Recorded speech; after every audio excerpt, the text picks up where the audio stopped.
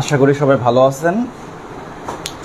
তো আজকে আমরা যে আপনাদের এই সপ্তাহের শুরুতে বলে দিছি যে আজকে আমরা গুণগত রসায়নের মোট 3টা টপিক নিয়ে খুব সংক্ষেপে আলোচনা করার চেষ্টা করব।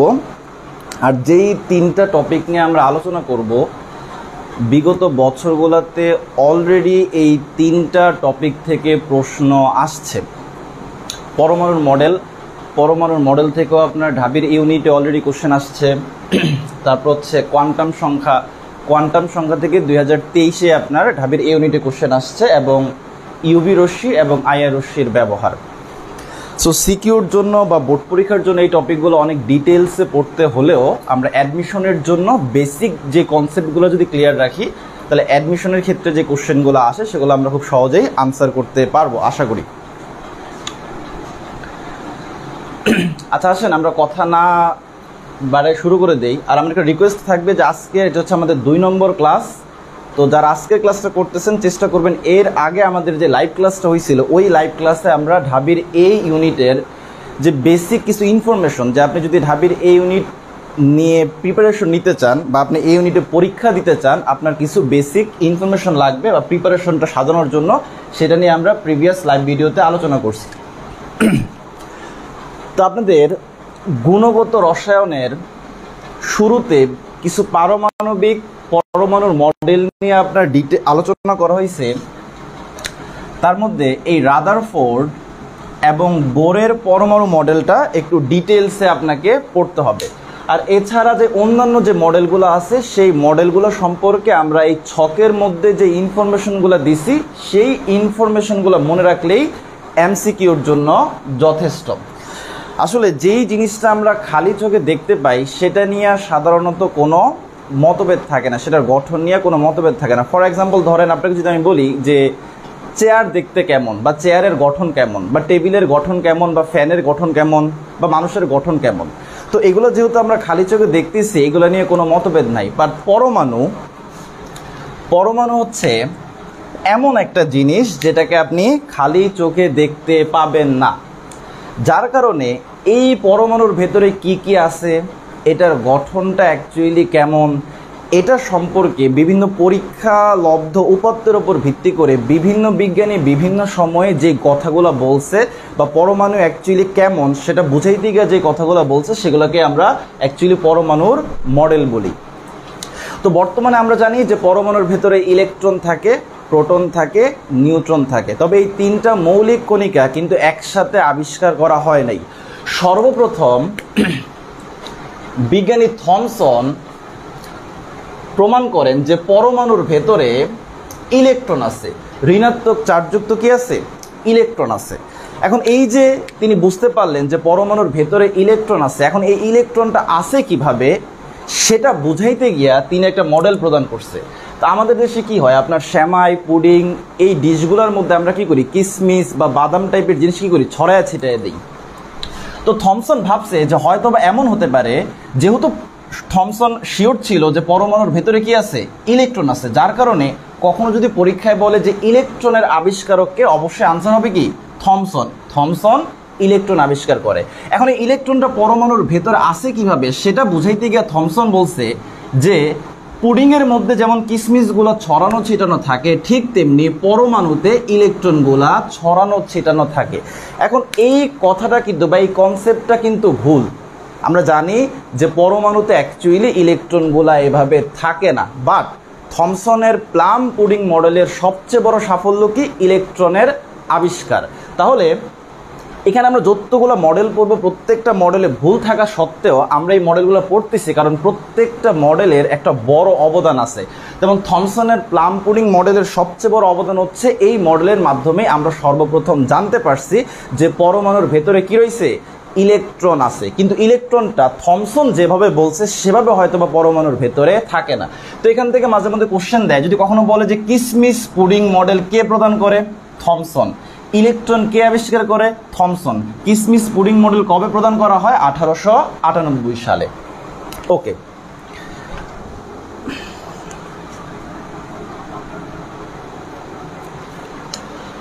আচ্ছা এরপর আসেন রাদারফোর্ডের পরমাণু মডেল। রাদারফোর্ড আলফা কণা বিচ্ছুরণ পরীক্ষার মাধ্যমে, আমরা একটু পর আলফা কণা বিচ্ছুরণ পরীক্ষাটা সংক্ষেপে বলবো। এই আলফা কণা বিচ্ছুরণ পরীক্ষার মাধ্যমে রাদারফোর্ড পরমাণুর ভেতরে ধনাত্মক চার্জযুক্ত কণার উপস্থিতি নিশ্চিত হন। আর আগে থেকে রাদারফোর্ড জানতো যে পরমাণুর ভেতরে কি আছে, ইলেকট্রন আছে, অর্থাৎ ঋণাত্মক চার্জযুক্ত কিছু একটা আছে। তো রাদারফোর্ড যখন ক্লিয়ার হয়েছে যে আগে থেকে তো আমরা জানি থমসনের মডেল থেকে আমরা জানি পরমাণুর ভেতরে ঋণাত্মক চার্জযুক্ত ইলেকট্রন আছে, এবং রাদারফোর্ড তার আলফা কণা বিচ্ছুরণ পরীক্ষার মাধ্যমে নিশ্চিত হয় যে পরমাণুর ভেতরে ধনাত্মক চার্জযুক্ত কিছু একটা আছে। এখন রাদারফোর্ড চিন্তা করা শুরু করে যে এই মাইনাস এবং প্লাস অর্থাৎ ইলেকট্রন এবং এই ধনাত্মক চার্জযুক্ত যেটা আমরা প্রোটন বলি, এটা অ্যাকচুয়ালি পরমাণুর ভেতরে আছে কিভাবে। তো সে কি করছে, তার এই মডেলটা প্রদান করতে গিয়ে আমাদের থমসন যেমন পুডিংয়ের সাহায্য নিছে, রাদারফোর্ড আমাদের সৌরজগৎ বা সোলার সিস্টেমের সাহায্যে তার মডেলটা ব্যাখ্যা করার চেষ্টা করছে। অর্থাৎ সৌরজগতে সূর্যের চারিদিকে অন্যান্য গ্রহগুলা যেভাবে আপনার ঘুরতেছে, সে বলার চেষ্টা করছে যে পরমাণুতে নিউক্লিয়াস বা প্রোটন বা কেন্দ্রের চারিদিকে কি ইলেকট্রনগুলা একইভাবে ঘুরতেছে। যদিও এখানে ভুল আছে, বাট রাদারফোর্ডের পরমাণু মডেলের সবচেয়ে বড় সাফল্য হচ্ছে প্রোটন বা নিউক্লিয়াসের আবিষ্কার। কখনো যদি পরীক্ষায় বলে যে নিউক্লিয়াস কে আবিষ্কার করে বা প্রোটন কে আবিষ্কার করে, অবশ্যই কি হবে, রাদারফোর্ড। আর রাদারফোর্ড কোন পরীক্ষার মাধ্যমে নিউক্লিয়াস বা প্রোটন আবিষ্কার করে, আলফা কণা বিচ্ছুরণ পরীক্ষার মাধ্যমে। এখন এই রাদারফোর্ডের পরমাণু মডেলের ভুলগুলো সংশোধন করে প্রায় 2 বছর পর 1913 সালে বোর আরেকটা মডেল প্রদান করে, যাকে আমরা বোরের পরমাণু মডেল বলি। আবার এই বোরের পরমাণু মডেলেও ভুল ছিল। যেমন বোর বলছে ইলেকট্রন যখন এক কক্ষপথ থেকে অন্য কক্ষপথে যায় একটা মোটা দাগ আমরা দেখতে পাবো, কিন্তু সেখানে অ্যাকচুয়ালি কোনো মোটা দাগ থাকে না, সেখানে অনেকগুলা সূক্ষ্ম রেখা থাকে, যেটার ব্যাখ্যা আমরা বোরের পরমাণু মডেল থেকে পাই না। এই বর্ণালীতে সূক্ষ্ম রেখার ব্যাখ্যাটা করা হয়েছে বোর ও সমারফিল্ডের পরমাণু মডেলে, যেটা প্রদান করা হয় 1916 সালে। আচ্ছা, এখন ইলেকট্রন কণা নাকি তরঙ্গ, এটা নিয়েও বিতর্ক আছে। ইলেকট্রনের যে দ্বৈত ধর্ম, এই ইলেকট্রনের দ্বৈত ধর্ম নিয়ে তরঙ্গ বলবিদ্যা মডেলে আলোচনা করা হয়েছে।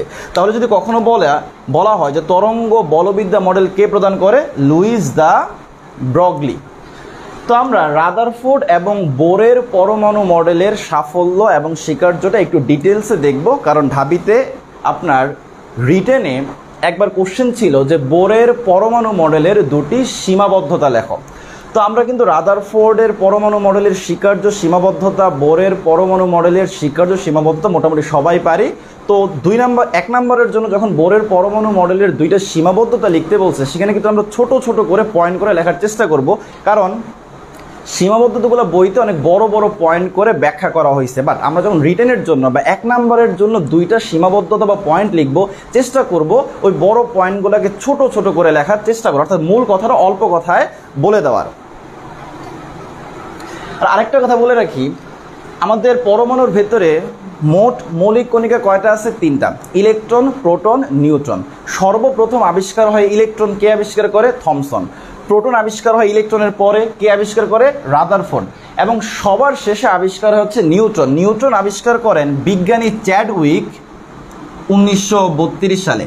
আর এই যে নিউটন সবার পরে বা এত দেরিতে এতগুলা মডেল প্রদান করা হয়ে গেছে, এত পরে নিউট্রন আবিষ্কার হওয়ার পেছনে কারণটা হচ্ছে, আমরা জানি নিউট্রন একটা চার্জ নিরপেক্ষ কণা। এখন কোনো চার্জযুক্ত কণার উপস্থিতি নির্ণয় করা ইজি। ফর এক্সাম্পল, যদি কোনো পজিটিভ চার্জযুক্ত কণা থাকে, সে কিন্তু তার কাছে নেগেটিভ বা পজিটিভ অন্য কোনো চার্জ গেলে রেসপন্স করবে। কিন্তু নিউট্রন যেহেতু চার্জ নিরপেক্ষ কণা, এই জন্যই হয়তো এই নিউট্রন আবিষ্কার করতে কি হয়েছে, সবচেয়ে বেশি দেরি হয়েছে।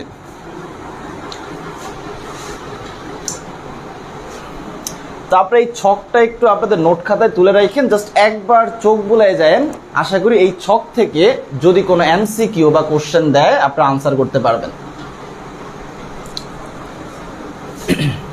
তো আমরা এখন রাদারফোর্ড এবং বোরের পরমাণু মডেলের স্বীকার্য এবং সীমাবদ্ধতাগুলো একটু দেখার চেষ্টা করি। তার পূর্বে আমরা একটু আলফা কণা বিচ্ছুরণ পরীক্ষাটা দেখার চেষ্টা করি।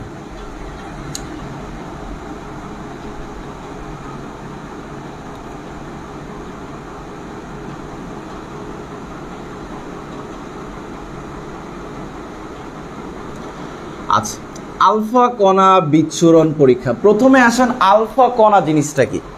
আমরা তো হিলিয়াম চিনি, তাই না? আমরা হিলিয়ামকে এভাবে লিখতে পারি, এর পারমাণবিক সংখ্যা 2, ভর সংখ্যা হচ্ছে 4। এখন একটা হিলিয়াম পরমাণুর কক্ষপথে কয়টা ইলেকট্রন থাকে? 2টা ইলেকট্রন থাকে। তো আমরা যদি হিলিয়াম পরমাণু থেকে এই যে 2টা ইলেকট্রনকে অপসারণ করে দেই, তাহলে থেকে যাবে কি? হিলিয়ামের নিউক্লিয়াসটা, অর্থাৎ দ্বিধনাত্মক হিলিয়াম নিউক্লিয়াস। আর এই দ্বিধনাত্মক হিলিয়াম নিউক্লিয়াসকে আমরা কি বলি? আলফা কণা বলি। তাহলে আমরা আলফা কণাকে মূলত এই যে হিলিয়াম 2+ দ্বারা কি করি? প্রকাশ করি।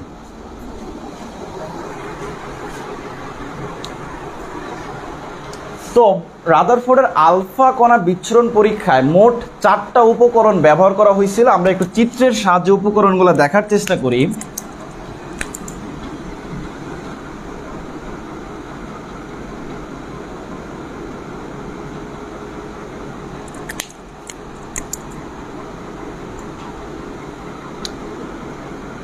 আপনাদের বইগুলোতে এই বিচ্ছুরণ পরীক্ষার 3D চিত্র দেওয়া আছে, আপনারা সেটা দেখতে পারেন। আমরা এখানে জাস্ট 2Dতে একটু অঙ্কন করতেছি, জাস্ট পরীক্ষাটার মধ্যে পর্যবেক্ষণগুলো কি ছিল বা পরীক্ষাটা করার পরে রাদারফোর্ড অ্যাকচুয়ালি পরমাণুর গঠন সম্পর্কে কি অ্যানালাইজ করতে পারছে সেটা আমরা এখানে একটু বোঝার চেষ্টা করব।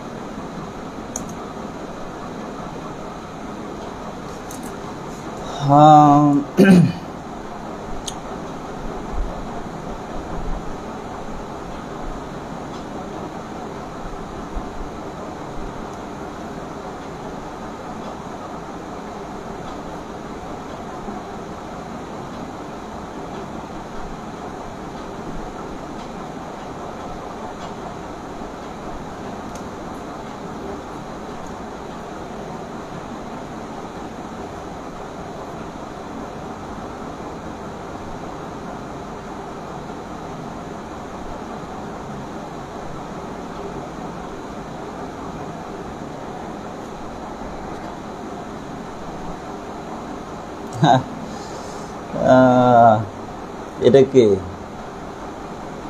তাছাড়া আপনি কি বলতেছে? কেমিস্ট্রি, ফিজিক্স সব বল, সব ফিলোসফি। হ্যাঁ, আপনার মনের ভেতর মনে একটু একটু আবেগ জাগতেছে, ঠিক আছে? মানুষ নতুন নতুন প্রেমে পড়লে এমনই মনে হয়, আপনার কমেন্ট শুনে এমনই মনে হইতেছে। আচ্ছা, যাই হোক। আচ্ছা দেখেন, ওকে, দেখেন এই চিত্রটা আমরা এমনভাবে আঁকছি, যদি চিত্রটা আপনি বুঝেন তাহলে আলফা কণা বিচ্ছুরণ পরীক্ষা থেকে এই চিত্রের বাইরে আপনার কিচ্ছুই পড়তে হবে না। আমরা চিত্র থেকে বুঝতেছি যে রাদারফোর্ডের আলফা কণা বিচ্ছুরণ পরীক্ষায় মেইনলি 4টা উপকরণ ব্যবহার করা হয়েছিল এবং এই উপকরণগুলোর কাজটাও ইম্পর্টেন্ট। যেমন এই যে তেজস্ক্রিয় রেডিয়াম, এই তেজস্ক্রিয় রেডিয়াম এটা ইউজ করা হয়েছে আপনার মূলত আলফা কণা বা আলফা রশ্মির উৎস হিসাবে, আলফা কণা বা আলফা রশ্মির উৎস হিসাবে। তো যদি কখনো বলা হয় এমসিকিউতে যে রাদারফোর্ড তার আলফা কণা বিচ্ছুরণ পরীক্ষায় তেজস্ক্রিয় রশ্মির উৎস হিসাবে বা আলফা রশ্মির উৎস হিসাবে নিচের কোনটি ব্যবহার করে, আনসার হবে কি তেজস্ক্রিয় রেডিয়াম।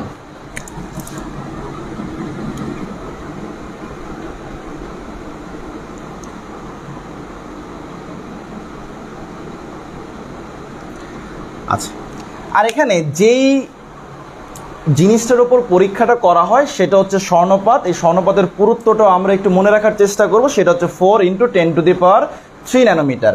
আর এখানে স্বর্ণপাতের পেছনে চারপাশে জিঙ্ক সালফাইডের আবরণযুক্ত একটা পর্দা ব্যবহার করা হয়েছে। কারণটা হচ্ছে আলফা রশ্মি এটা কিন্তু আমরা খালি চোখে দেখতে পাবো না, কিন্তু এই আলফা রশ্মিটা যখন এই জিঙ্ক সালফাইডের আবরণযুক্ত পর্দাকে হিট করবে তখন আমরা বুঝতে পারবো যে এদিক দিয়ে কি আলফা কণা গেল। অর্থাৎ আলফা কণা অ্যাকচুয়ালি স্বর্ণপাতকে ভেদ করে কোন দিক দিয়ে গমন করতেছে সেটা বোঝার জন্য আমরা এর চারপাশে কি জিঙ্ক সালফাইডের আবরণযুক্ত পর্দা ব্যবহার করছি। আর লেড ব্লক এটা সেফটির জন্য, যেন এখানে আলফা রশ্মিটা সীমাবদ্ধ হয়ে যায়, এর বাইরে যেন কি সেটা আর না যেতে পারে। তাহলে আমরা আলফা কণা বিচ্ছুরণ পরীক্ষায় 4টা উপকরণ ব্যবহার করা হয়েছিল। তেজস্ক্রিয় রেডিয়াম আলফা রশ্মির উৎস হিসাবে, স্বর্ণপাত যেটার উপর পরীক্ষাটা মানে পদার্থ বা পরমাণুর হিসাবে যেটার উপর পরীক্ষাটা আপনার চালানো হয়েছে, জিঙ্ক সালফাইডের প্রলেপযুক্ত পর্দা, আর একটা হচ্ছে লেড ব্লক। এখন এই পরীক্ষার পর্যবেক্ষণগুলা কি ছিল, অর্থাৎ রাদারফোর্ড এই পরীক্ষা করতে গিয়ে কি কি অবজার্ভ করছে আমরা যদি একটু বোঝার চেষ্টা করি। এখানে পর্যবেক্ষণ 3টা এবং সিদ্ধান্ত 2টা। তাহলে এই পরীক্ষার পর্যবেক্ষণ 3টা, আর পর্যবেক্ষণগুলো আহামরি কিছুই না, আমরা একবার শুনলে আশা করি মনে থাকবে। প্রথম পর্যবেক্ষণ ছিল, দেখা গেছে যে অধিকাংশ আলফা কণা, প্রায় 99% আলফা কণা এই স্বর্ণপাতকে সোজাসুজি ভেদ করে চলে গেছে এবং এই পেছনে থাকা জিঙ্ক সালফাইডের আবরণযুক্ত পর্দাকে আলোকিত করছে বা দীপ্তিময় করছে।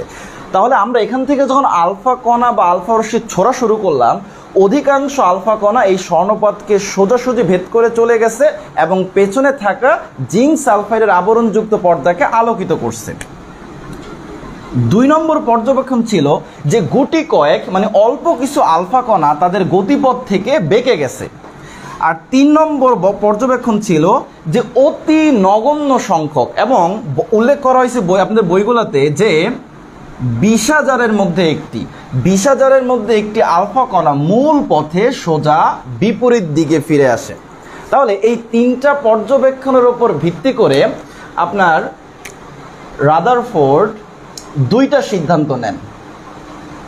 এই যে প্রথম পর্যবেক্ষণ, অধিকাংশ আলফা কণা এটা যে স্বর্ণপাতকে ভেদ করে সোজাসুজি চলে যেতে পারলো, কেন? কারণ পরমাণুর অধিকাংশ স্থান ফাঁকা। কারণ পরমাণুর অধিকাংশ স্থান যদি ফাঁকা না হইতো, আলফা কণা কিন্তু সরাসরি স্বর্ণপাতকে ভেদ করে যেতে পারতো না। সে সরাসরি ভেদ করে যেতে পারছে কারণ সে কোনো বাধার সম্মুখীন হয় না। এতে প্রমাণিত হয় যে পরমাণুর অধিকাংশ স্থানই কি ফাঁকা। এই যে 2 নম্বর এবং 3 নম্বর পর্যবেক্ষণ, এই যে অল্প কিছু আলফা কণা তাদের গতিপথ থেকে বেঁকে গেল বা অতি নগণ্য সংখ্যক আলফা কণা যে মূল পথে সোজা বিপরীত দিকে ফিরে আসলো, এটার পেছনে রিজনটা কি? আলফা কণা এটা হচ্ছে ধনাত্মক হিলিয়াম নিউক্লিয়াস, তার মানে আলফা কণা হচ্ছে কি ধনাত্মক চার্জযুক্ত। আলফা কণা হচ্ছে কি ধনাত্মক চার্জযুক্ত।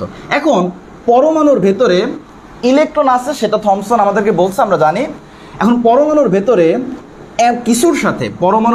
কিছুর সাথে অবশ্যই এই আলফা কণার বিকর্ষণ হয়েছে, যেই বিকর্ষণের কারণে আলফা কণাটা তার গতিপথ থেকে সরে গেছে বা গতিপথটা বেঁকে গেছে।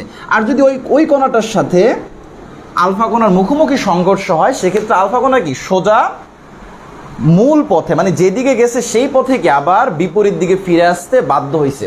এখন আলফা কণা ধনাত্মক, এটা আমরা শিওর। আলফা কণা যেহেতু ধনাত্মক, তাকে বিকর্ষণকারী কণাটাও কি হবে ধনাত্মক চার্জ যুক্ত হবে। তাহলে পরমাণুর ভেতরে অবশ্যই ধনাত্মক চার্জ যুক্ত কিছু একটা আছে যা আলফা কণাকে বিকর্ষণ করতে পারছে। আমরা কিভাবে শিওর হলাম যে সেই কণাটা অবশ্যই ধনাত্মক? কারণ আলফা কণা যেহেতু ধনাত্মক, তাকে যে বিকর্ষণ করছে সে অবশ্যই কি হবে ধনাত্মক হবে। আমরা জানি সমধর্মী চার্জ পরস্পরকে কি করে বিকর্ষণ করবে। আর এতে এই পরীক্ষার মাধ্যমে প্রমাণিত হয় যে পদার্থের ভেতরে শুধু ঋণাত্মক চার্জযুক্ত ইলেকট্রন না, ধনাত্মক চার্জযুক্ত একটা কণা আছে, যেটাকে রাদারফোর্ড কি বলেন নিউক্লিয়াস বলেন। তাহলে এই আলফা কণা বিচ্ছুরণ পরীক্ষার পর্যবেক্ষণ ছিল 3টা আর সিদ্ধান্ত ছিল 2টা। প্রথম সিদ্ধান্ত পরমাণুর অধিকাংশ স্থান ফাঁকা, আর দ্বিতীয় সিদ্ধান্তটা নেওয়া হয়েছে দ্বিতীয় এবং তৃতীয় পর্যবেক্ষণ থেকে, যে পদার্থের ভেতরে খুব ক্ষুদ্র একটা স্থানে, পদার্থের কেন্দ্রে পদার্থের প্রায় সমস্ত ভর এবং ধনাত্মক চার্জ পঞ্জীভূত অবস্থায় থাকে, যেটাকে রাদারফোর্ড নিউক্লিয়াস হিসেবে কি করেন, আখ্যায়িত করেন। এই জন্য নিউক্লিয়াসের আবিষ্কারককে রাদারফোর্ড। আর এই রাদারফোর্ডের পরমাণু মডেলের বা আলফা কণা বিচ্ছুরণ পরীক্ষার সবচেয়ে বড় সাফল্যই হচ্ছে কি, নিউক্লিয়াস বা প্রোটনের আবিষ্কার, অর্থাৎ পদার্থের ভেতরে ধনাত্মক চার্জযুক্ত কণার উপস্থিতি। আর রাদারফোর্ড 1911 সালে এই আলফা কণা বিচ্ছুরণ পরীক্ষা হতে প্রাপ্ত উপাত্তের উপর ভিত্তি করেই কিন্তু তার মডেলটা দেওয়ার চেষ্টা করছে। সে যখন বুঝতে পারছে যে পরমাণুর ভেতরে ধনাত্মক চার্জযুক্ত প্রোটন থাকে এবং ঋণাত্মক চার্জযুক্ত ইলেকট্রন থাকে, সেটা পরমাণুর ভেতরে কিভাবে অবস্থান করে বা কোন গঠনে থাকে সেটা ব্যাখ্যা করার জন্য সে মডেলটা দিছে। তো আমরা এখন সংক্ষেপে রাদারফোর্ডের পরমাণু মডেলের স্বীকার্য এবং সীমাবদ্ধতাগুলা দেখার চেষ্টা করি। এগুলো আমরা একবার ক্লাস 9-10 থেকে পড়ে আসতেছি, তো এগুলো যেমন সহজ তেমন ইম্পর্ট্যান্ট।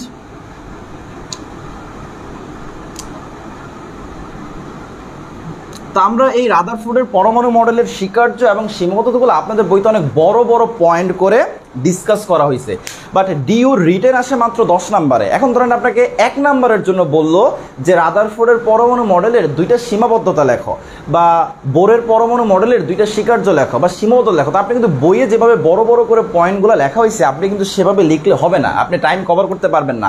আপনাকে চেষ্টা করতে হবে ওই পয়েন্টগুলো ছোট ছোট পয়েন্টের মাধ্যমে তুলে ধরা, অর্থাৎ ওই পয়েন্টগুলোর মেইন কথাটা অল্প কথায় ফুটিয়ে তোলা।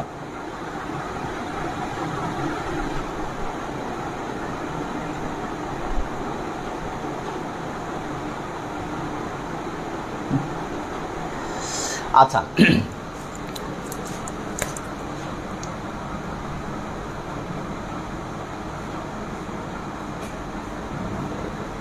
আমি সংক্ষেপে আপনার ওই ক্লাস 9-10 থেকে একবারে 12 পর্যন্ত যা পড়ছেন ওগুলাই আমরা স্বীকার্য এবং সীমাবদ্ধতা সংক্ষেপে আলোচনা করার চেষ্টা করি। একটু আসেন। আচ্ছা, দেখেন, স্বীকার্যের প্রথম পয়েন্টে আমরা নিউক্লিয়াস নিয়ে কথা বলবো।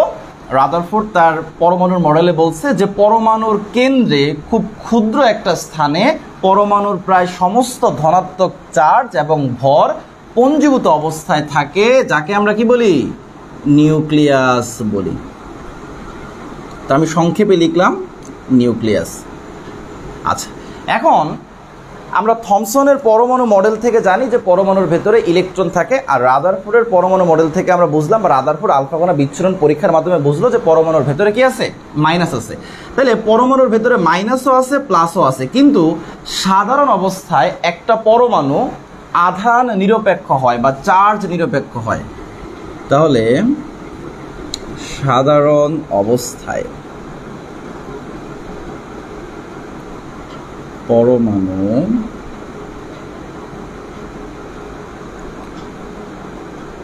আধান নিরপেক্ষ, আধান নিরপেক্ষ বা চার্জ নিরপেক্ষ বা বিদ্যুৎ নিরপেক্ষ। এখন কথা হচ্ছে, একটা জিনিসের মধ্যে প্লাস এবং মাইনাস দুইটা জিনিস থাকার পরেও সেটা যখন আধান নিরপেক্ষ হবে, এটার মানে হচ্ছে সেই জিনিসের ভিতরে প্লাস এবং মাইনাসের পরিমাণটা কি, সমান। আমরা ফর্মাল হইতে বলি যে পরমাণুর নিউক্লিয়াসে যতগুলা প্রোটন থাকে ঠিক ততগুলাই ইলেকট্রন সাধারণ অবস্থায় নিউক্লিয়াসের বাইরে কক্ষপথে অবস্থান করে। প্রোটন এবং ইলেকট্রনের চার্জ সমান, কিন্তু চিহ্নটা বিপরীত, যার কারণে সাধারণ অবস্থায় একটা পরমাণু আধান কি হয়, নিরপেক্ষ হয়। হ্যাঁ, পরমাণু যদি আপনার অতিরিক্ত ইলেকট্রন গ্রহণ করে তখন ওই অতিরিক্ত ইলেকট্রনের কারণে মাইনাস হয়, বা যদি কোনো ইলেকট্রন ত্যাগ করে তখন অতিরিক্ত প্রোটনের কারণে কি হয়, প্লাস হয়। কিন্তু সাধারণ অবস্থায় পরমাণুর নিউক্লিয়াসে যতগুলা ইলেকট্রন থাকে ঠিক নিউক্লিয়াসে যতগুলা প্রোটন থাকে ঠিক ততগুলাই ইলেকট্রন নিউক্লিয়াসের বাইরে কক্ষপথে অবস্থান করে, যার কারণে সাধারণ অবস্থায় পরমাণু কি হয়, আধান নিরপেক্ষ হয় বা চার্জ নিরপেক্ষ হয় বা বিদ্যুৎ নিরপেক্ষ হয়। আর রাদারফোর্ডের পরমাণু মডেলের মেইন ভুলটা অ্যাকচুয়ালি এটা, সে আবেগের বশে তার পরমাণু মডেলকে সৌর জগতের সাথে তুলনা করছে বা আমাদের সোলার সিস্টেমের সাথে তুলনা করছে, যার কারণে আমরা রাদারফোর্ডের পরমাণু মডেলকে সৌর মডেল বা সোলার সিস্টেম অ্যাটম মডেলও বলে থাকি। সে কি বলছে যে সৌরজগতে সূর্যের চারিদিকে অন্যান্য গ্রহগুলো যেমন কি করতেছে, আবর্তন করতেছে, ঠিক তেমনি পরমাণুতে নিউক্লিয়াসের চারিদিকে ইলেকট্রনটা কি করতেছে, আবর্তন করতেছে। এবং এই আবর্তনকালে সৃষ্ট কেন্দ্রমুখী বল এবং কেন্দ্র বিমুখী বলটা কি হয়, সমান হয়। আর যার কারণে আমরা যেহেতু রাদারফোর্ড তার পরমাণু মডেলকে সৌরজগতের সাথে তুলনা করছে বা সৌরজগতের কনসেপ্টের উপর ভিত্তি করে তার মডেলটাকে উপস্থাপন করার চেষ্টা করছে, এই জন্য রাদারফোর্ডের পরমাণু মডেলকে আমরা কি বলি, সৌর মডেল বলি। তাহলে যদি কখনো বলা হয়, এটা ইজি কোশ্চেন, আশা করি এই টাইপের কোশ্চেন তেমন খুব বেশি আসে না, তারপরে যদি দেয় যে নিচের কোনটি সৌর মডেল বা solar system atom model, answer হবে কি রাদারফোর্ডের পরমাণু মডেল। এই যে 3 নম্বর পয়েন্টে সে যে বলতে গেছে, এটা অ্যাকচুয়ালি তার মডেলের সবচেয়ে বড় ভুল বলতে পারি বা সীমাবদ্ধতা বলতে পারি। এখন আমাদের যে গ্রহগুলা হচ্ছে চার্জ নিরপেক্ষ, কিন্তু আমরা জানি পরমাণুতে এই যে ইলেকট্রন যে নিউক্লিয়াসের চারিদিকে ঘুরতেছে, সে কি ঋণাত্মক চার্জযুক্ত। তো ম্যাক্স প্লাঙ্কের তড়িৎ চৌম্বকীয় তথ্য অনুযায়ী কোনো চার্জযুক্ত কণা যখন বৃত্তাকার পথে কি থাকে, ঘূর্ণনশীল অবস্থায় থাকে, সে ক্রমাগত আপনার শক্তি বিকিরণ করে এবং তার আবর্তন পথটা আস্তে আস্তে ছোট হতে থাকে। এখন এই তথ্য অনুযায়ী ইলেকট্রন যদি ওই গ্রহগুলোর মতো নিউক্লিয়াসের চারিদিকে ঘুরতে থাকে, যেহেতু একটা চার্জযুক্ত কণা, সে ক্রমাগত কি করবে, শক্তি বিকিরণ করবে, যার কারণে তার আবর্তন পথটা আস্তে আস্তে ছোট হবে এবং একটা পর্যায়ে গিয়া ইলেকট্রনটা নিউক্লিয়াসে পতিত হবে। অর্থাৎ রাদারফোর্ডের পরমাণু মডেল অনুযায়ী পরমাণু হচ্ছে অস্থায়ী একটা জিনিস, যেটা অ্যাকচুয়ালি ভুল। তাহলে এটাই ছিল রাদারফোর্ডের পরমাণু মডেলের সবচেয়ে বড় ভুল বা সীমাবদ্ধতা, যাই বলেন না কেন, যে এই রাদারফোর্ডের পরমাণু মডেল অনুযায়ী পরমাণু স্থায়ী কোনো জিনিস না, এটা একটা অস্থায়ী জিনিস।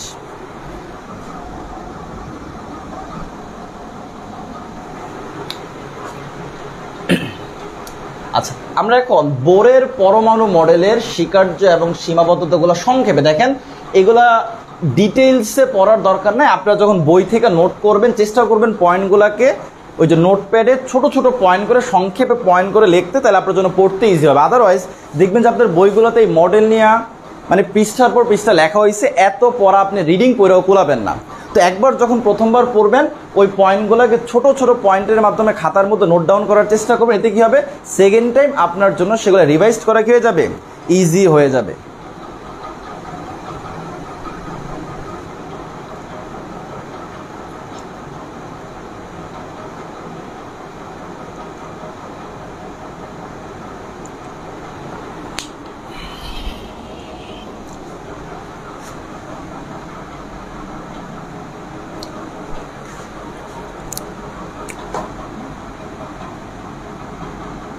আচ্ছা,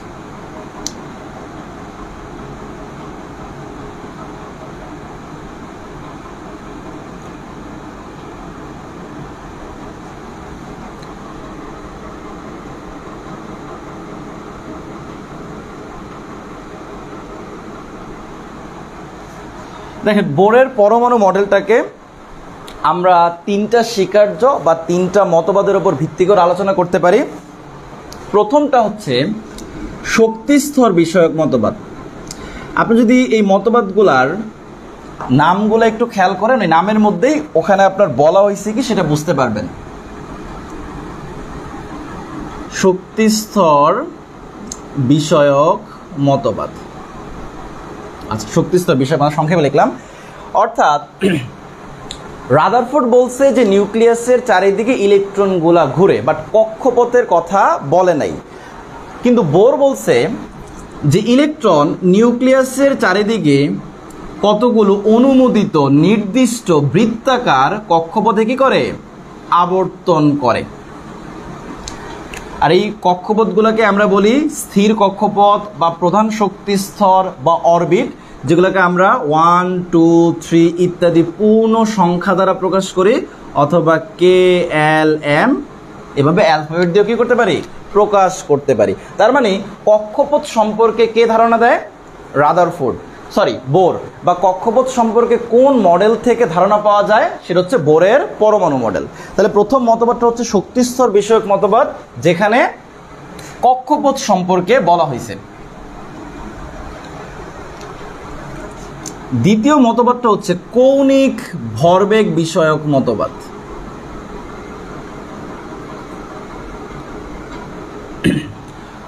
এই মতবাদে বলা হয়েছে যে কোনো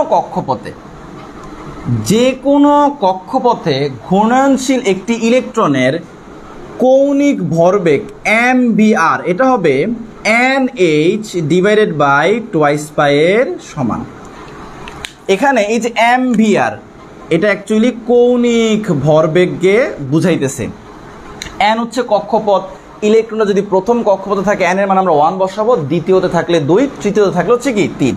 এইচ হচ্ছে প্লাঙ্কের ধ্রুবক। এই প্লাঙ্কের ধ্রুবকের মানটা আমাদের ক্লাস 9 থেকে মুখস্থ থাকে, 6.626 ইন্টু 10⁻³ জুল সেকেন্ড। আর পাই হচ্ছে আমরা জানি 3.1416। এখন এখানের ম্যাথ আপনার ক্যালকুলেটর দিয়ে করার প্রয়োজন হবে না, কারণ ঢাবিতে যেহেতু আপনার ক্যালকুলেটর ইউজ করতে দেয় না, তাহলে এখান থেকে এই ফর্মুলা থেকে কেমন ম্যাথ দিতে পারে? ধরেন আপনাকে বললো যে দ্বিতীয় কক্ষপথে অবস্থানরত বা দ্বিতীয় কক্ষপথে ঘূর্ণনশীল একটি ইলেকট্রনের কৌণিক ভরবেগ কত। এখন থেকে আমাদের ফর্মুলা হচ্ছে কি? ফর্মুলা হচ্ছে nh ডিভাইডেড বাই 2π। এটা হচ্ছে কৌণিক ভরবেগের ফর্মুলা, যে কৌণিক ভরবেগ equal to nh divided by 2π। আপনাকে কোশ্চেনে বললো যে দ্বিতীয় কক্ষপথে ঘূর্ণনশীল একটি ইলেকট্রনের কৌণিক ভরবেগ কত। তো দ্বিতীয় কক্ষপথ n এর মান 2 বসান, তার মানে আনসারটা হচ্ছে h/π, এবং অপশনে আপনার এটা অবশ্যই থাকবে। এখন আপনাকে যদি বলে তৃতীয় কক্ষপথ, তাহলে আনসারটা হবে 3h ডিভাইডেড বাই কি 2π। চতুর্থ কক্ষপথ বললে 4h ডিভাইডেড বাই 2π, বা আমরা কাটাকাটি করে লিখতে পারি 2h ডিভাইডেড বাই π। তো এখানে সম্ভাবনা খুব কম যে আপনি h এর মান, n এর মান, π এর মান বসে কৌণিক ভরবেগের মানটা সংখ্যায় বের করবেন, যেহেতু ক্যালকুলেটর ইউজ করতে দেয় না। যদি এই ফর্মুলা থেকে ম্যাথ দেয়, তাহলে এই টাইপেরই ম্যাথ দিবে, যদি আপনি মুখে মুখেই বা ক্যালকুলেটর ছাড়াই কি করতে পারবেন।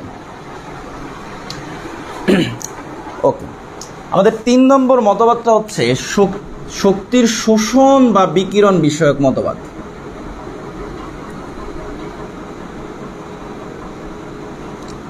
শক্তির শোষণ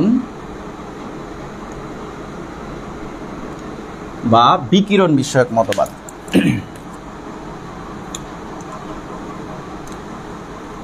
আচ্ছা, আমরা একটু বোঝার চেষ্টা করি এই মতবাদে কি বলা হয়েছে। এই মতবাদে বলা হয়েছে একটা ইলেকট্রন নিম্ন শক্তির কক্ষপথ হতে উচ্চ শক্তির কক্ষপথে যেতে পারবে একটা নির্দিষ্ট পরিমাণ শক্তি কি করে? শোষণ করে। একইভাবে একটা ইলেকট্রন উচ্চ শক্তির কক্ষপথ হতে নিম্ন শক্তির কক্ষপথে আসতে পারবে একটা নির্দিষ্ট পরিমাণ শক্তি বিকিরণ করে। আর ওই নির্দিষ্ট পরিমাণ শক্তিটা কি? আমরা যদি এই কক্ষপথের শক্তিকে ধরি E1, এটাকে ধরলাম E2, তাহলে অবশ্যই E2 গ্রেটার দেন কি হবে? E1, কারণ এটা যদি প্রথম কক্ষপথ হয়, আমরা জানি প্রথম কক্ষপথ থেকে দ্বিতীয় কক্ষপথের শক্তি বেশি, দ্বিতীয় থেকে তৃতীয়র বেশি, তাহলে এই দুইটা কক্ষপথের মধ্যে শক্তির পার্থক্য হবে E2 মাইনাস E1, যেটাকে আমরা ওই যে বিকিরিত বা শোষিত রশ্মির কম্পাঙ্ক থেকেও কি করতে পারি? হিসাব করতে পারি। তাহলে শক্তির শোষণ বা বিকিরণ বিষয়ক মতবাদে বলা হয়েছে একটা ইলেকট্রন একটা নির্দিষ্ট পরিমাণ শক্তি শোষণ করে লাফ দিয়ে উচ্চ শক্তির কক্ষপথে যেতে পারবে এবং একটা নির্দিষ্ট পরিমাণ শক্তি বিকিরণ করে আবার পুনরায় সে নিচের কক্ষপথে বা নিম্ন শক্তির কক্ষপথে ফিরে আসতে পারবে। আর এই যে ইলেকট্রনের এই লাফালাফি, এটাকে বলা হয় আপনার কোয়ান্টাম লম্ফন। ওকে,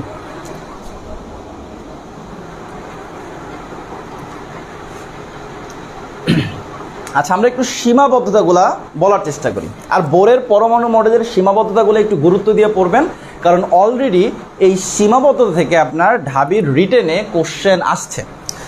এই যে আমরা শক্তিস্তর বিষয়ক মতবাদে বোর কক্ষপথগুলাকে বৃত্তাকার বলছে, বাট অ্যাকচুয়ালি কি কক্ষপথগুলা কি না? বৃত্তাকার না।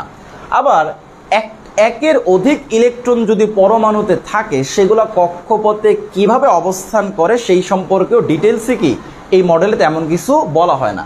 আবার এই মডেল দ্বারা সবচেয়ে গুরুত্বপূর্ণ পয়েন্ট আমরা একটু বলি, যেটা থেকে আপনার এমসিকিউ আসে, সেই পয়েন্টটা হচ্ছে হাইড্রোজেন এবং হাইড্রোজেনের মতো যাদের মধ্যে একটা ইলেকট্রন আছে, আমরা জানি হাইড্রোজেন ইলেকট্রন কয়টা? একটা।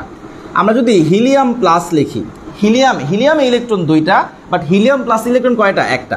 আমরা যদি লিথিয়াম 2+ লিখি, তাহলে হাইড্রোজেন এবং হাইড্রোজেনের মতো যাদের মধ্যে একটা ইলেকট্রন আছে তাদের বর্ণালীকে এই মডেল দ্বারা আমরা ব্যাখ্যা করতে পারবো। বাট একের অধিক ইলেকট্রন যদি থাকে সেক্ষেত্রে আমরা এই মডেল দ্বারা সেই বর্ণালী কি করতে পারবো না? ব্যাখ্যা করতে পারবো না। ধরেন আপনার এমসিকিউতে এই 4টা অপশন দেওয়া আছে, hydrogen, helium plus, lithium 2+, lithium plus.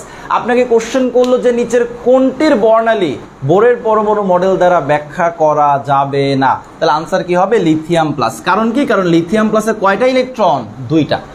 বা আপনাকে 4টা অপশনের মধ্যে 3টা এমন দিতে পারে যেটার মধ্যে একের অধিক ইলেকট্রন আছে, একটা অপশন দিয়ে যেটার মধ্যে কি আছে? একটা ইলেকট্রন আছে, এবং কোশ্চেনটা করতে পারে যে নিচের কোন বর্ণালী বোরের পরমাণু মডেল দ্বারা ব্যাখ্যা করা যাবে।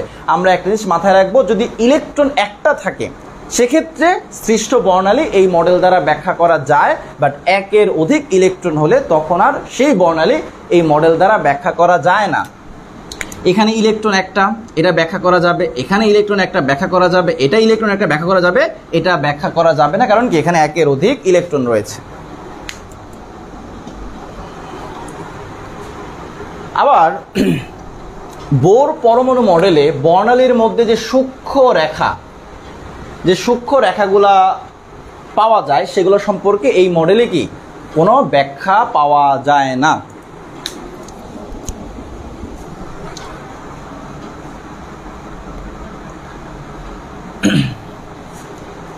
তো আমরা অবশ্যই রাদারফোর্ড এবং বোরের পরমাণু মডেলের স্বীকার্য এবং সীমাবদ্ধতাগুলো ছোট ছোট পয়েন্ট করে নোট করে রাখবো, এগুলো একবার চোখ বুলায় যাব।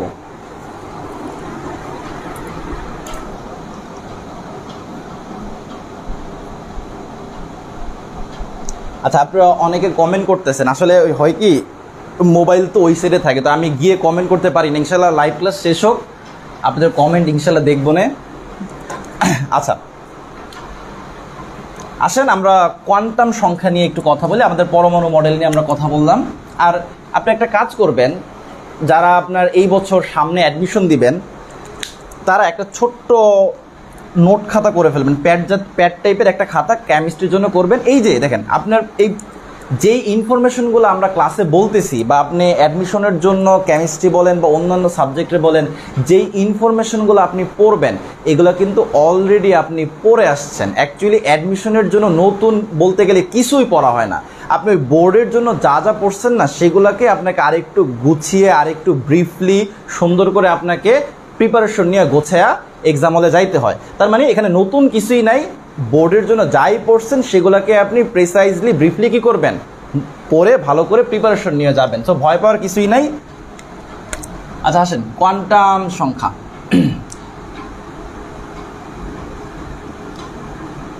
দেখেন, পরমাণুতে আমরা একটা ইলেকট্রনের অবস্থানকে সঠিকভাবে ব্যাখ্যা করার জন্য আমাদের যেই সংখ্যাগুলোর প্রয়োজন হয়, বা যেই সংখ্যাগুলোর সাহায্যে আমরা কক্ষপথের আকার, উপশক্তি স্তরের আকৃতি, তারপর হচ্ছে অরবিটালের ত্রিমাত্রিক বিন্যাস বা ইলেকট্রনের নিজ অক্ষে ঘূর্ণন, এই জিনিসগুলো আমরা জানতে পারি, তাদেরকে আমরা কি বলি? কোয়ান্টাম সংখ্যা বলি। এখন এই কোয়ান্টাম সংখ্যা 4 প্রকার।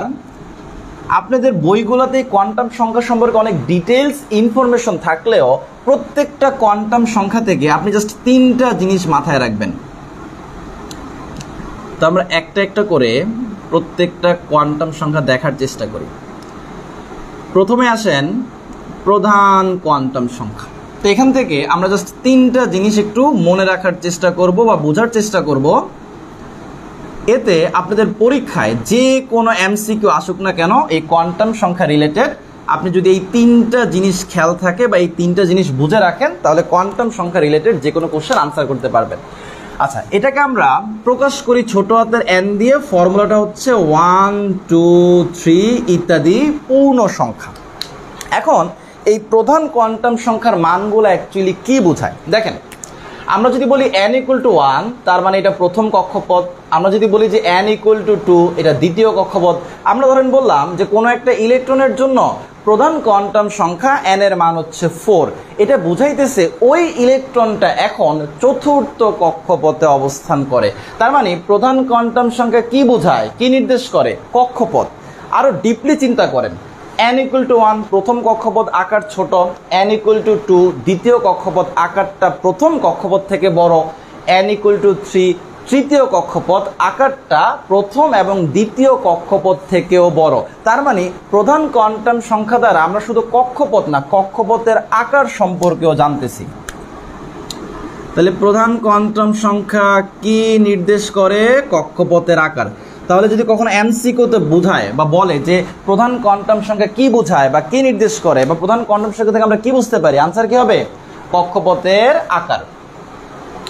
ওকে, আমরা এরপরে সহকারী কোয়ান্টাম সংখ্যাটা একটু দেখি।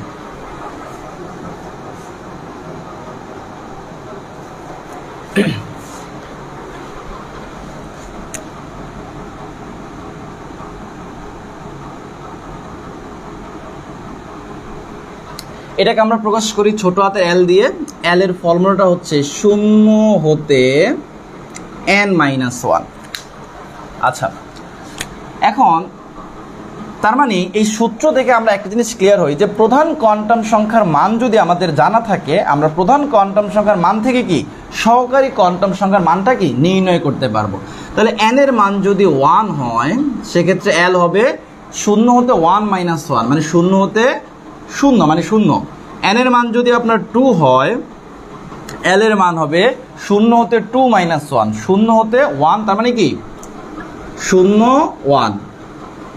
n এর মান যদি আপনার 3 হয় তাহলে l হবে 0-1-2। n এর মান যদি 4 হয় l এর মান হবে 0-1-2-3। আচ্ছা, এখন কথা হচ্ছে এই যে আপনার সহকারী কোয়ান্টাম সংখ্যার মানগুলা, এগুলা অ্যাকচুয়ালি বুঝাইতেছে এটা কি। এই যে n = 1 মানে প্রথম কক্ষপথ, আর প্রথম কক্ষপথের জন্য আমরা সহকারী কোয়ান্টাম সংখ্যার একটা মান পাইছি, এটা বুঝাইতেছে যে প্রথম কক্ষপথে একটাই উপশক্তি স্তর আছে, সেটা হচ্ছে s উপশক্তি স্তর। দ্বিতীয় কক্ষপথের জন্য আমরা সহকারী কোয়ান্টাম সংখ্যার দুইটা মান পাইছি 0 এবং 1, এটা বুঝাইতেছে দ্বিতীয় কক্ষপথে দুইটা উপশক্তি স্তর আছে s এবং p। তৃতীয় কক্ষপথে তিনটা আছে s p d এবং চতুর্থ কক্ষপথে আপনার চারটা আছে s p d f। এই জন্য দেখেন আমরা জানি যে 1s সম্ভব কিন্তু 1p কি নয়, সম্ভব নয়। 2s সম্ভব, 2p সম্ভব, 2d কি নয়, সম্ভব নয়। 3s 3p 3d সম্ভব, 3f কি নয়, সম্ভব নয়। আপনাকে যদি জিজ্ঞেস করে যে নিচের কোনটি অসম্ভব, ধরেন আপনাকে কোশ্চেন করলো যে নিচের কোনটি সম্ভব নয় বা নিচের কোনটি অসম্ভব, অপশনে ধরেন আছে 1s 2s 3d 2d। তাহলে একটু ঠান্ডা মাথায় খেয়াল করে দেখেন তো, 1s সম্ভব, অবশ্যই সম্ভব। 2s কি সম্ভব, হ্যাঁ। দ্বিতীয় কক্ষপথের জন্য 2sও সম্ভব, 2pও সম্ভব, এটাও সম্ভব। তৃতীয় কক্ষপথের জন্য 3s সম্ভব, 3p সম্ভব, 3d সম্ভব, বাট 2d কি সম্ভব না। আমরা জানি দ্বিতীয় কক্ষপথের জন্য সহকারী কোয়ান্টাম সংখ্যার দুইটা মান পাওয়া যায় s এবং p, অর্থাৎ দ্বিতীয় কক্ষপথে এটার জন্য 2s এবং 2p পসিবল হলেও 2d কি নয়, পসিবল নয়। তাহলে যদি কোশ্চেনটা করে যে নিচের কোনটি অসম্ভব বা সম্ভব না, আনসার হবে কি 2d। তো আশা করি এই টাইপের কোশ্চেন আসলে আপনারা ইনশাআল্লাহ আনসার করতে পারবেন। আচ্ছা, তো আপনাদের এখানে আমরা এই চারটা উপশক্তি স্তর যে পাইছি, এই চারটা উপশক্তি স্তরের আকৃতিটা আমরা কোয়ান্টাম সংখ্যার শেষে দেখাই দিব না, কারণ এই আকৃতি থেকে আপনার জ্ঞানমূল আপনার এমসিকিউতে যেমন কোশ্চেন আসে, রিটেনেও আপনার ডি উপশক্তি স্তরের আকৃতিটা অলরেডি পরীক্ষায় আসছিল। তবে কথা হচ্ছে খুব অল্প নাম্বারের জন্য আসছিল, সো আপনার ডি উপশক্তি স্তরের আকৃতিটা কিভাবে অল্প সময় আঁকবেন সেটা আমরা একটু দেখার চেষ্টা করবো। আচ্ছা, তাহলে সহকারী কোয়ান্টাম সংখ্যা কি নির্দেশ করে, উপশক্তি স্তর। উপশক্তি স্তর আরো ভালো করে চিন্তা করলে আমরা সামনে যখন পড়বো যে l = 0 মানে s, আমরা পড়বো যে s উপশক্তি স্তরের আকৃতি হচ্ছে গোলাকার, p হচ্ছে ডাম্বেল, ডি হচ্ছে ডাবল ডাবল এবং এফ এফ উপশক্তি স্তরের আকৃতি এখনো আপনার আবিষ্কার হয় নাই। যাই হোক, তাহলে আমি যখন বলবো L ইকুয়াল টু 0, আপনি এস উপশক্তি স্তর বুঝবেন, পাশাপাশি আপনি যখন এর আকৃতিটা শিখবেন আপনার মাথার মধ্যে কি একটা গোলাকার জিনিস ভাসতে থাকবে। তার মানে আমরা সহকারী কোয়ান্টাম সংখ্যা দ্বারা কি বুঝি? উপশক্তি স্তর, আরো ভালো করে বললে উপশক্তি স্তরের আকৃতি। তাহলে যদি এমসিকিউতে বলে যে সহকারী কোয়ান্টাম সংখ্যা কি নির্দেশ করে, অপশনে থাকবে কক্ষপথের আকার, উপশক্তি স্তরের আকৃতি, ইলেকট্রনের নিজ অক্ষে ঘূর্ণন, ব্লা ব্লা, তবে আনসার হবে কি উপশক্তি স্তরের আকৃতি।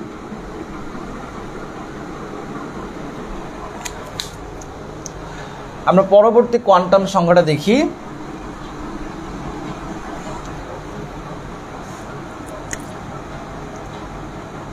সেটা হচ্ছে চৌম্বকীয় কোয়ান্টাম সংখ্যা। আচ্ছা, চৌম্বকীয় কোয়ান্টাম সংখ্যা বা ম্যাগনেটিক কোয়ান্টাম নাম্বার, এটাকে আমরা প্রকাশ করি ছোট হাতের এম দিয়ে, এবং ফর্মুলা হচ্ছে M equal to minus L হতে 0 সহ প্লাস এল। আর এই সূত্র দেখে আমরা বুঝতেছি যে চৌম্বকীয় কোয়ান্টাম সংখ্যার মানটা আমরা সহকারী কোয়ান্টাম সংখ্যার মান জানা থাকলে খুব ইজিলি বের করতে পারবো। তো যদি আমাদের সহকারী কোয়ান্টাম সংখ্যা এল এর মান 0 হয়, তাহলে এম এর মানও 0ই হবে। এমন তো না যে -0 0 + 0 হবে। এল এর মান যদি 1 হয়, তাহলে এম এর মান কি হবে? ফর্মুলা আমাদের কি বলে? ফর্মুলা বলে হচ্ছে এই যে -1 হতে 0 সহ +1, তাহলে -1 হতে 0 সহ +1, মোট কয়টা মান? 3টা মান। একইভাবে যদি আপনার 2 হয়, তাহলে এম এর মান হচ্ছে কি -2 হতে 0 সহ +2, মানে 5টা মান, -2 -1 0 +1 +2, তাহলে -2 -1 0 +1 +2। একইভাবে এল এর মান যদি আপনার 3 হয়, তাহলে এম এর মান হবে -3 -2 -1 0 +1 +2 +3। আচ্ছা,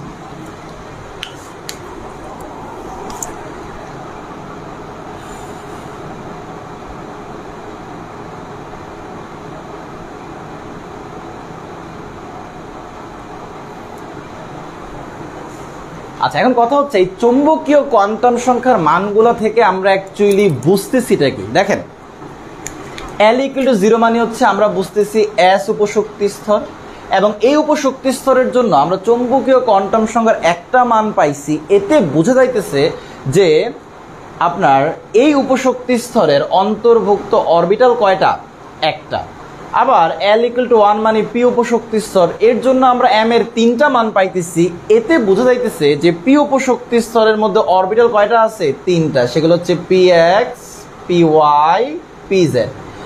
একইভাবে ডি উপশক্তি স্তরের জন্য আমরা চৌম্বকীয় কোয়ান্টাম সংখ্যার 5টা মান পাইছি, তার মানে ডি উপশক্তি স্তরে অরবিটাল হচ্ছে 5টা, dxy, yz, zx, x² - y² d কি z²। আর এফ উপশক্তি স্তরের জন্য অরবিটাল হচ্ছে 7টা, যেগুলার নাম এবং আকৃতি এখনো নির্ধারণ করা হয় নাই। তাহলে আমরা জানি যে একটা অরবিটালে সর্বোচ্চ 2টা ইলেকট্রন থাকতে পারে, যার কারণে দেখেন এই এস উপশক্তি স্তরে সর্বোচ্চ ইলেকট্রন থাকতে পারে 2টা, পিতে থাকতে পারে 6টা। কেন 6টা? কারণ একটা অরবিটালে 2টা ইলেকট্রন থাকতে পারে, আর পিতে অরবিটাল কয়টা? 3টা, এই জন্য মোট ইলেকট্রন থাকে 6টা। ডিতে থাকে 10টা, এফে থাকে কয়টা? 14টা। তাহলে ডিতে 10টা ইলেকট্রন কেন থাকতে পারে? 10টার বেশি কেন পসিবল না? কারণ ডি উপশক্তি স্তরে 5টা অরবিটাল আছে, আর প্রত্যেকটা অরবিটালের ধারণ ক্ষমতা হচ্ছে 2টা করে ইলেকট্রন, যার কারণে ডি উপশক্তি স্তরে মোট কয়টা ইলেকট্রন থাকতে পারে? 10টা ইলেকট্রন থাকতে পারে।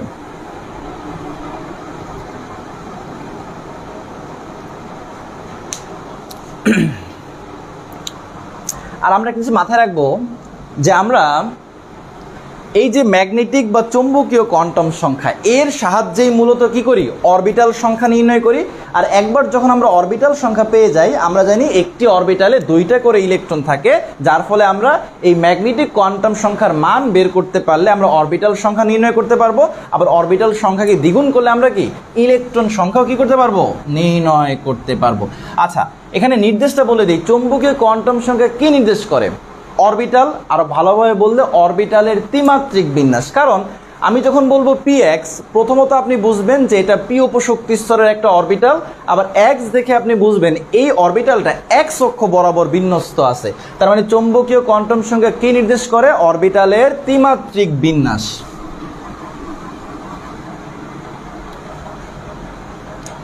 আচ্ছা, আমাদের লাস্ট এন্ড ফাইনাল কোয়ান্টাম সংখ্যা সেটা হচ্ছে স্পিন বা ঘূর্ণন কোয়ান্টাম সংখ্যা। এটাকে এস দ্বারা প্রকাশ করা এবং এটার মান দুইটাই, একটা হচ্ছে প্লাস হাফ আর একটা হচ্ছে মাইনাস হাফ। আমরা এভাবে লিখি যে S equal to plus minus half. এখন এই প্লাস মাইনাস কি বুঝাইতেছে আর হাফ কি বুঝাইতেছে, দুইটারই তাৎপর্য আছে। একটু আগে আমরা বললাম যে একটা অরবিটালে আপনার কয়টা ইলেকট্রন থাকতে পারে? দুইটা ইলেকট্রন থাকতে পারে। এখন একটা অরবিটালে যেই দুইটা ইলেকট্রন থাকে তার মধ্যে একটা ঘড়ির কাঁটার দিকে ঘুরে, আরেকটা কি ঘড়ির কাঁটার বিপরীত দিকে ঘুরে। কারণ হচ্ছে ইলেকট্রন নিউক্লিয়াসের চারিদিকে ঘোরার পাশাপাশি ইলেকট্রন কিন্তু নিজ অক্ষেও ঘুরে। এখন ইলেকট্রন নিজ অক্ষে ম্যাক্সিমাম দুইভাবে ঘুরতে পারে। হয় ইলেকট্রনটা, আমরা একটু চিন্তা করি, হয় ইলেকট্রনটা আপনার এভাবে ঘুরতে পারে, এটাকে আমরা বলি ঘড়ির কাঁটার দিকে ঘূর্ণন বা ক্লকওয়াইজ রোটেশন, অথবা ইলেকট্রনটা এভাবে ঘুরতে পারে যেটাকে আমরা বলি ঘড়ির কাঁটার বিপরীত দিকে ঘূর্ণন বা অ্যান্টি ক্লকওয়াইজ রোটেশন। এই দুই ধরনের ঘূর্ণন ব্যতীত কিন্তু তৃতীয় কোনো ঘূর্ণন পসিবল না। এখন একটা অরবিটালে একসাথে যখন এক জোড়া ইলেকট্রন বা দুইটা ইলেকট্রন থাকে, তার মধ্যে অর্ধেক ইলেকট্রন ঘড়ির কাঁটার দিকে ঘুরে, বাকি অর্ধেক ঘড়ির কাঁটার কি বিপরীত দিকে ঘুরে। তাহলে অর্ধেককে আমরা বলি প্লাস হাফ, বাকি অর্ধেকে বলি কি মাইনাস হাফ। তাহলে এই প্লাস মাইনাস মূলত অপোজিট ডাইরেকশন বুঝাইতেছে, আর হাফ বলতে বুঝাইতেছে একটা অরবিটালের অর্ধেক বা 50% ইলেকট্রন যেদিকে ঘুরে, বাকি অর্ধেক কি তার বিপরীত দিকে ঘুরে। তাহলে স্পিন বা ঘূর্ণন কোয়ান্টাম সংখ্যা কি নির্দেশ করে?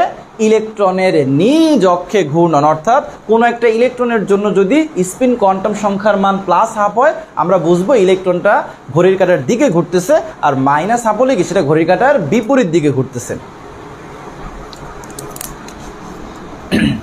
এখন এই কোয়ান্টাম সংখ্যার সাহায্যে আমাদের অরবিটাল সংখ্যা বা ইলেকট্রন সংখ্যা নির্ণয় করা যায়। তো যেহেতু এটা রিটেনে আসার সম্ভাবনা খুব কম, এমসিকিউতে যদি কখন আমাদের অরবিটাল সংখ্যা বা ইলেকট্রন সংখ্যা নির্ণয় করতে বলে, আমরা এই শর্ট ফর্মুলাটা মনে রাখতে পারি। যদি আমাকে জিজ্ঞেস করে যে কোনো কক্ষপথে, বললো যে দ্বিতীয় কক্ষপথে কতটি অরবিটাল সর্বোচ্চ থাকতে পারে, বা তৃতীয় কক্ষপথের অরবিটাল সর্বোচ্চ কতটি রয়েছে, এই টাইপের কোশ্চেন করলে আমরা সরাসরি শর্টকাট ইউজ করব। অরবিটাল সংখ্যা হচ্ছে n স্কয়ার, আর যদি ইলেকট্রন সংখ্যা বলে অরবিটালের দ্বিগুণ অর্থাৎ 2n স্কয়ার। তাহলে যদি আমাদেরকে বলা হয় যে চতুর্থ কক্ষপথে কতটি অরবিটাল আছে, তাহলে 4 4 কতটি? 16টি। আর তো চতুর্থ কক্ষপথের সর্বোচ্চ ইলেকট্রন ধারণ ক্ষমতা কতটি? 16 দুগুণা 32টি। তো এইভাবে আমরা অরবিটাল সংখ্যা এবং ইলেকট্রন সংখ্যা কি করতে পারবো? নির্ণয় করতে পারবো।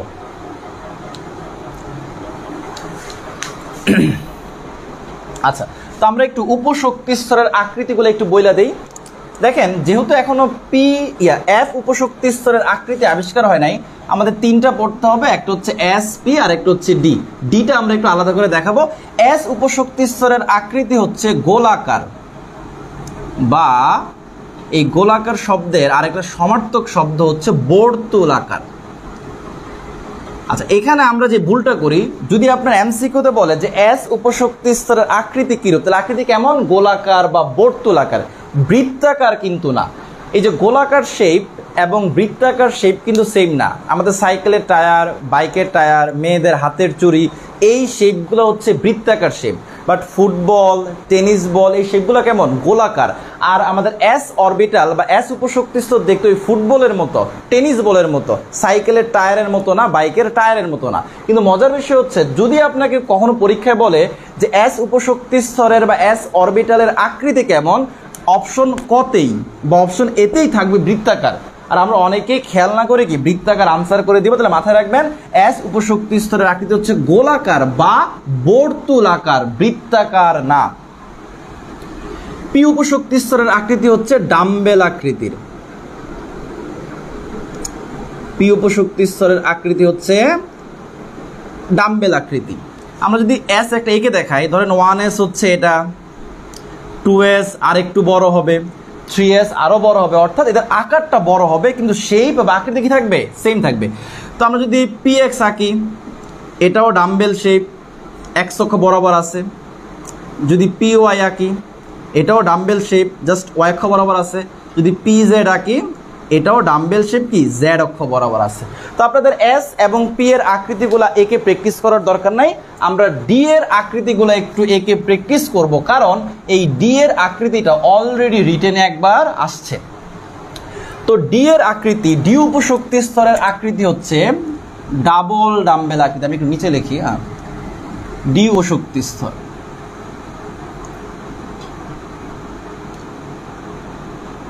তাহলে ডি উপশক্তি স্তরের আকৃতি কেমন, ডাবল ডাম্বেল। পি এর আকৃতি ছিল ডাম্বেল, এখানে হচ্ছে ডাবল ডাম্বেল, মানে বুঝতে পারতেছি এখানে ডাম্বেল কয়টা থাকবে, দুইটা থাকবে। তাহলে ডাবল ডাম্বেল আকৃতি। আচ্ছা, এখন আপনাকে যদি কখনো ডি উপশক্তি স্তরের আকৃতি চিত্রের সাহায্যে দেখাইতে বলে, ডি উপশক্তি স্তরের আকৃতি যদি চিত্রের সাহায্যে দেখাইতে বলে, সচরাচর এর মধ্যে নাম্বার থাকবে 1 নাম্বার, কারণ ওভারঅল কেমিস্ট্রির রিটেনে নাম্বারই থাকে 10 নাম্বার। তো আপনাকে বললো যে ডি উপশক্তি স্তরের আকৃতি চিত্রের সাহায্যে দেখো, আপনাকে 5টা চিত্র দেখাইতে হবে। তো মোটামুটি সবাই এই 5টা চিত্র আঁকতে পারবেন, কিন্তু ব্যাপারটা হচ্ছে সময়ের মধ্যে, যে আপনি কতটা কম সময়ে 5টা চিত্র আঁকতেছেন। কারণ কেমিস্ট্রি কোশ্চেনের ক্ষেত্রে এমনটা হয় যে ম্যাক্সিমাম ফুলই কমন পড়ে, দেখা যাচ্ছে 100% রিটেন কমন পড়ছে, বাট সম্পূর্ণ লেখে আসতে পারে নাই, অর্থাৎ ফুল আনসার করতে পারি নাই সময়ের কারণে। তো রিটেনের কোশ্চেনগুলো আনসার করতে গেলে আপনি শুধু পারতেছেন এটা বড় ব্যাপার না, আপনি কতটুকু টাইম কনজিউম করতেছেন, কত কম সময় লিখতে পারছেন সেটাও কি ম্যাটার করে। তো আমরা এখন এই ডি উপশক্তি স্তরের যে 5টা চিত্র কিভাবে ন্যূনতম সময় অঙ্কন করা যায় সেটা একটু দেখার চেষ্টা করব। তো আমি যেই প্রসেসে অঙ্কন করতেছি, ইনকেস যদি রিটেনে আসে আপনারা কি করবেন, সেম প্রসেসে অঙ্কন করার চেষ্টা করবেন। প্রথমে আমরা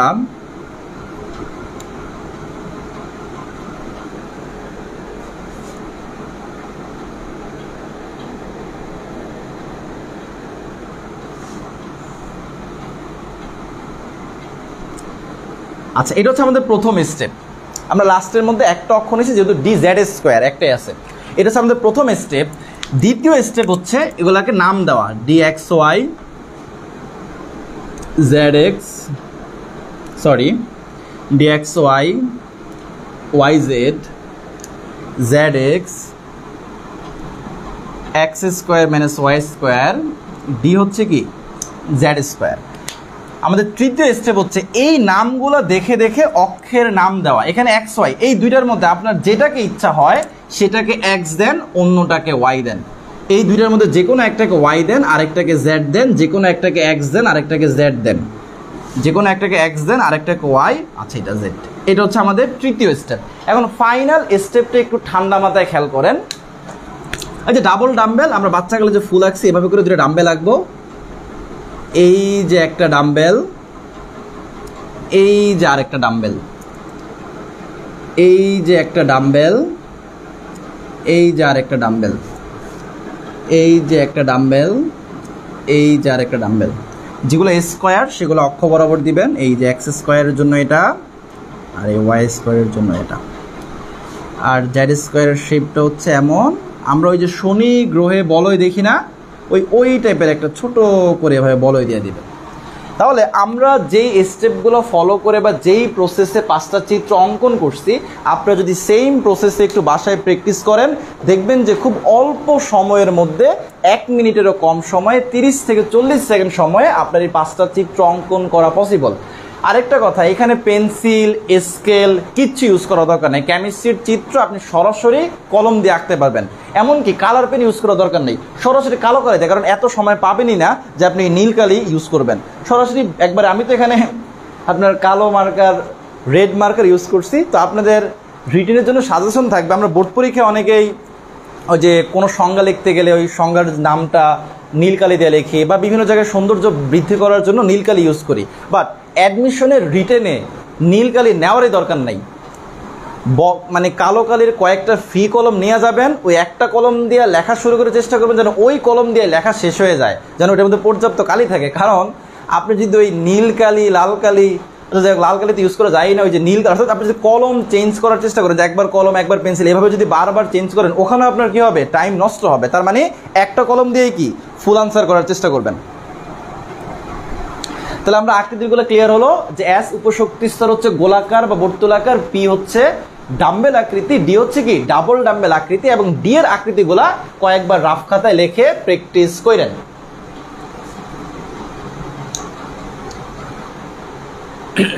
আচ্ছা,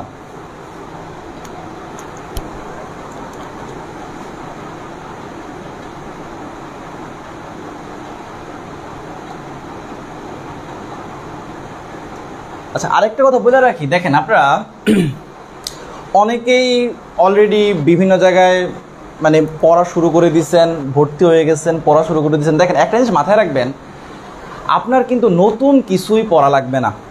আপনি বোর্ডের জন্য যা পড়ছেন সেটা যদি মাথায় থাকে এবং সেটা যদি বারবার প্র্যাকটিস করেন, অবশ্যই আমরা ফার্স্ট ক্লাসে বলছিলাম আপনি মেডিকেলে পরীক্ষা দেন, ঢাবিতে পরীক্ষা দেন আর বুয়েটে পরীক্ষা দেন না কেন, আপনাকে কিন্তু কোশ্চেন ব্যাংক মাস্ট সলভ করতে হবে। কেন? কারণ আপনি যখন কোশ্চেন ব্যাংক সলভ করবেন, আপনার একটা কনসেপ্ট তৈরি হয়ে যাবে যে এই প্রতিষ্ঠানে কি টাইপের কোশ্চেন আসতে পারে, কারণ সোর্সগুলো সেম। যেমন দেখেন এই পরমাণুর মডেল, তারপর কোয়ান্টাম সংখ্যা, আজকে আমরা যেগুলো আলোচনা করলাম, এগুলো থেকে কিন্তু অলরেডি আপনার ঢাবিতে কোশ্চেন আসছে, আপনি কোশ্চেন ব্যাংক সলভ করলে দেখতে পাবেন। তো আপনি যখন পরমাণুর মডেল এই টপিকটা শেষ করার পরে, কোয়ান্টাম সংখ্যা টপিকটা শেষ করার পরে বিগত বছরে আগত অ্যাডমিশনের কোশ্চেনগুলো সলভ করতে পারবেন, আপনার মধ্যে অটোমেটিক্যালি আত্মবিশ্বাসটা বেড়ে যাবে।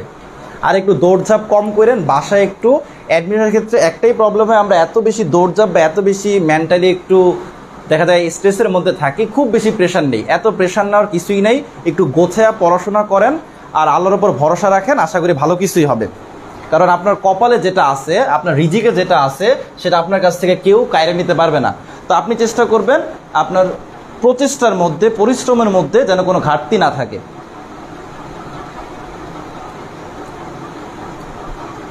আচ্ছা আসেন আমরা ইউভি রশ্মি এবং আইআর রশ্মি নিয়ে একটু কথা বলি। এখানে আমরা ডিটেলস কিছুই বলবো না, আপনাদের বইয়ের মধ্যে ইউভি রশ্মি এবং আইআর রশ্মির ব্যবহার নিয়ে ডিটেলসে লেখা হয়েছে। আপনারা জাস্ট করবেনটা কি, কয়েকবার রিডিং করবেন, আর মেইন ব্যবহারটা আমরা একটু বলে দিই।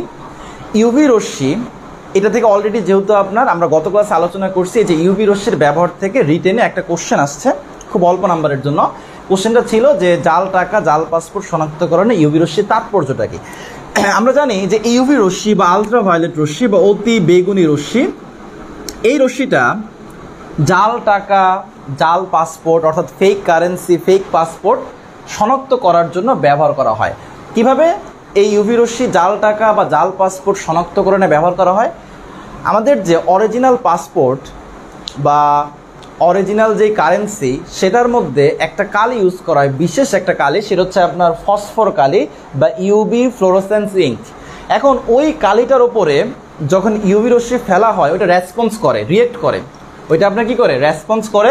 বাট ফেক কারেন্সিতে বা ফেক পাসপোর্টে ওই টাইপের কালি কি করা হয় না, ইউজ করা হয় না, এই জন্য সেটা কোনো রেসপন্স করে না। তো আমরা কিন্তু ইউভি রশ্মি ব্যবহার করে আপনার ফেক কারেন্সি এবং real currency, fake passport, real পাসপোর্টকে ডিফারেন্সিয়েট করতে পারবো। তাহলে এটা হচ্ছে অন্যতম একটা ব্যবহার। যদি এমসিকিউতে বলে যে জাল টাকা বা জাল পাসপোর্ট শনাক্তকরণে নিচের কোন রশ্মি ব্যবহার করা হয়, তাহলে আশা করি আনসারটা কি হবে, ইউভি রশ্মি ব্যবহার করা হয়, আপনারা আনসার করতে পারবেন।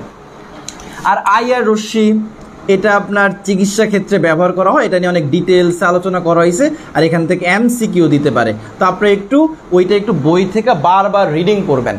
প্রথমবার যখন রিডিং করবেন হাতে পেন্সিল বা হাইলাইটার নিয়ে পড়বেন, কারণ প্রথমবার রিডিং করার সময় অনেক অপ্রয়োজনীয় কথাগুলো আপনি বাদ দিয়ে প্রয়োজনীয় কথাগুলোকে হাইলাইট বা পেন্সিল দিয়ে মার্কিং করে দিবেন। সেকেন্ড টাইম যখন রিডিং দিবেন, ওই জাস্ট যেগুলো মার্ক করছেন সেগুলাই পড়বেন। এতে কি হবে, ওই লাইনগুলো থেকে যদি ইনকেস কোনো এমসিকিউ আসে, তাহলে আপনি ইজিলি আনসারটা খুঁজে পাবেন। মাথায় রাখবেন, আপনাকে কিন্তু এমসিকিউতে কোশ্চেনের মধ্যে প্রশ্নও দিয়ে দেয়, আনসারও দিয়ে দেয়। ধরেন এমসিকিউতে আপনাকে কোশ্চেনও দিছে, আনসারও দিছে, আপনার কাজ হচ্ছে জাস্ট আনসারটা খুঁজে বের করা, ঠিক আছে?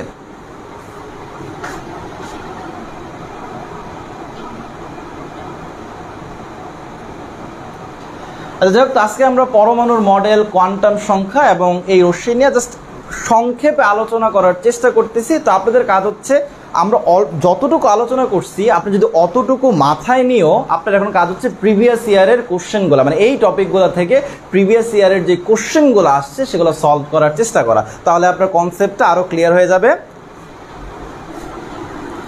তো আমরা নেক্সট ক্লাসে চেষ্টা করব আপনাদের পরবর্তী যে টপিকগুলো আছে, ইলেকট্রন বিন্যাসের নীতি, তারপর হচ্ছে দ্রাব্যতা, এই টপিকগুলো নিয়ে পর্যায়ক্রমে আলোচনা করার।